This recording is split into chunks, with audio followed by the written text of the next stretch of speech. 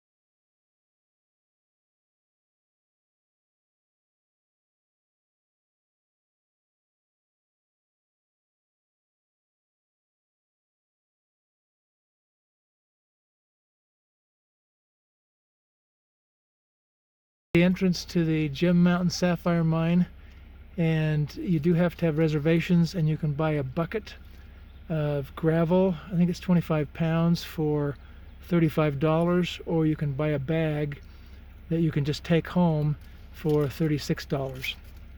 Yeah, it was a lot of fun. We found some sapphires, all different colors, and you'll find them anywhere from light blue, that was the color we saw the most.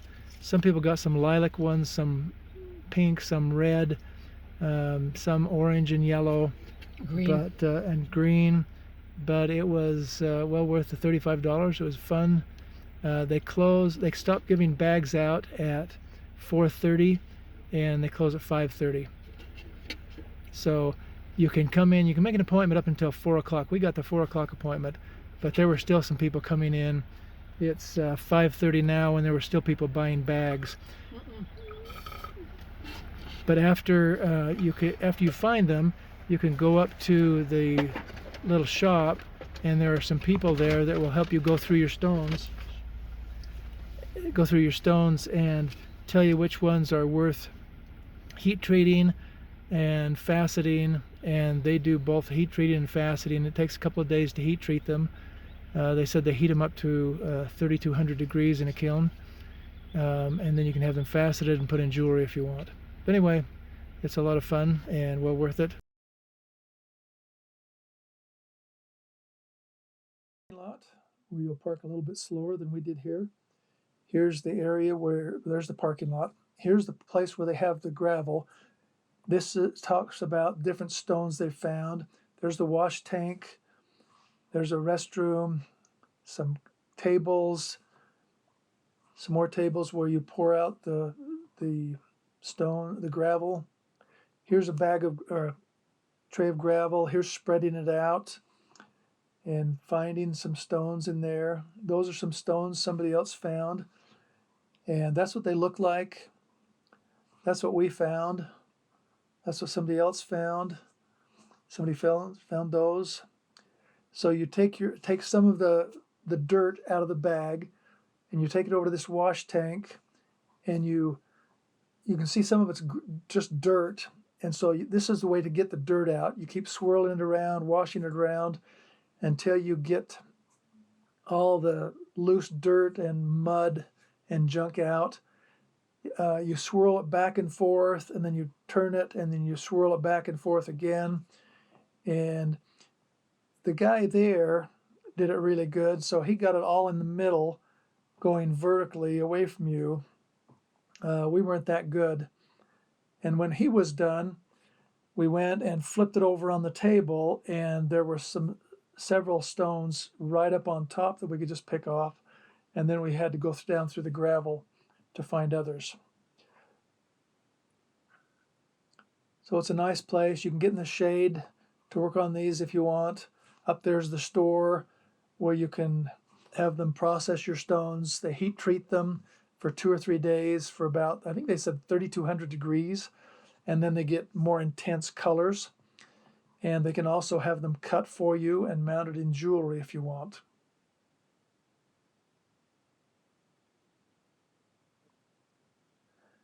So here she's done getting all the dirt out. And now we'll go over to the table, and it's a rubber mat on there, and you just flip it over. And if you've done it right, the stones will be right up on top. But we just spread them out, just finer and finer. And if you're lucky enough to have the sun on it, you can see them sparkle occasionally, or you'll just see them, they're translucent, so you can see through them.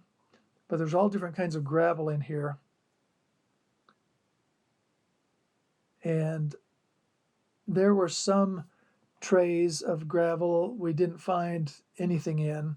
I think if we would have gone through 2 or 3 times, we probably would have found more. But we spent about an hour going through the bucket.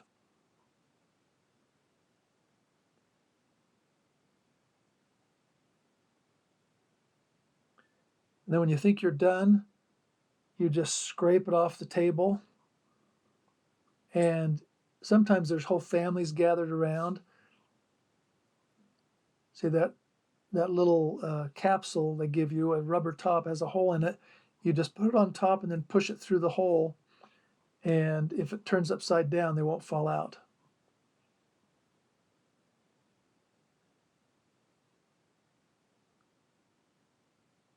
But it's quite interesting.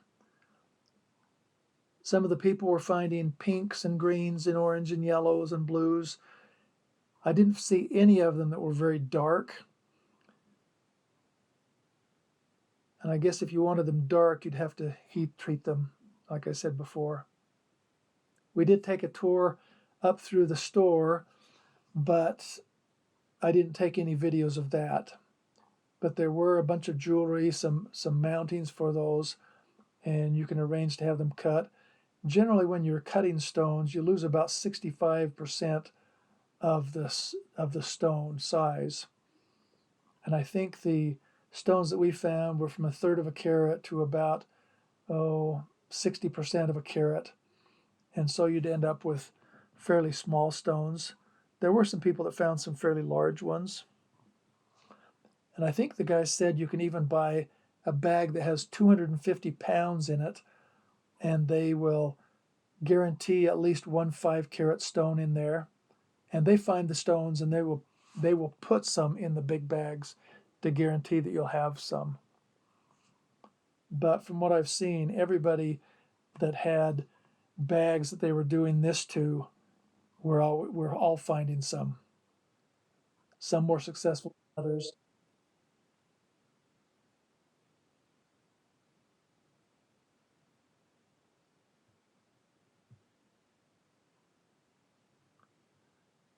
Yeah, it's just trying to get all the mud.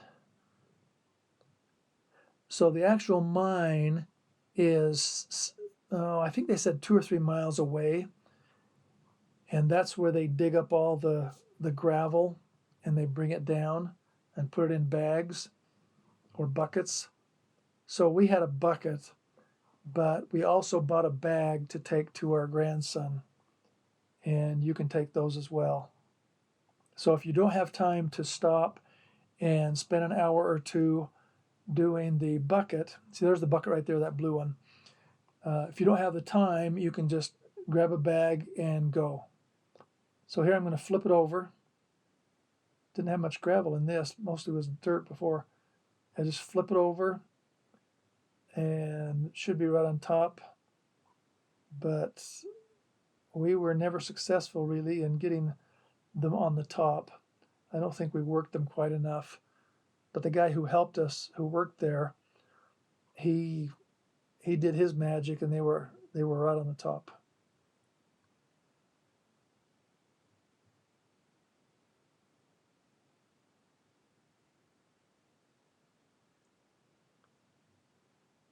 Just the process of spreading it out, looking through. I know there's places in the United States, I think it's Arkansas, where you can find diamonds. There was a place in Idaho where you could go and dig for opals out in the right in the mine area, but they closed that down. If you go to Utah, down by Delta, there's a place where you can go and dig for trilobites. That's kind of fun. I think they charge a fee, a daily fee or an hour. I think it's a daily fee. I don't remember how much it is, but that's interesting too. It's layers of shale, and when you split the shale apart, you'll find these trilobites, and you can look them up on internet and see what those look like. Those are quite interesting. So the rest of the video shows going through and finding things, and you can watch the whole thing just to see what we found, or you can stop now. So it's up in southwest Montana.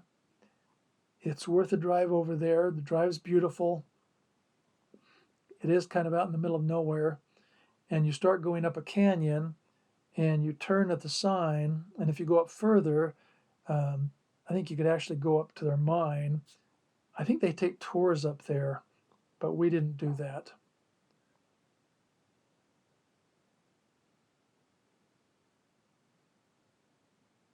Anyway, it's just more of the same. And you can keep watching or be done now. Anyway, thanks for watching. Give me a thumbs up and subscribe, and really try to go here if you're ever in southwest Montana.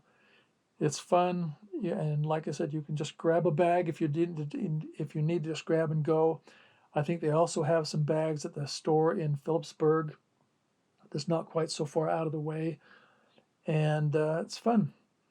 And you end up with some sapphires that aren't worth much, but I do think occasionally they find some very large stones in the gravel, which you can have then heat treated and have them cut and have them mounted. And they're worth much more than the bag ever is. Anyway, give me a thumbs up and subscribe, and we'll see you next time. Thanks for watching.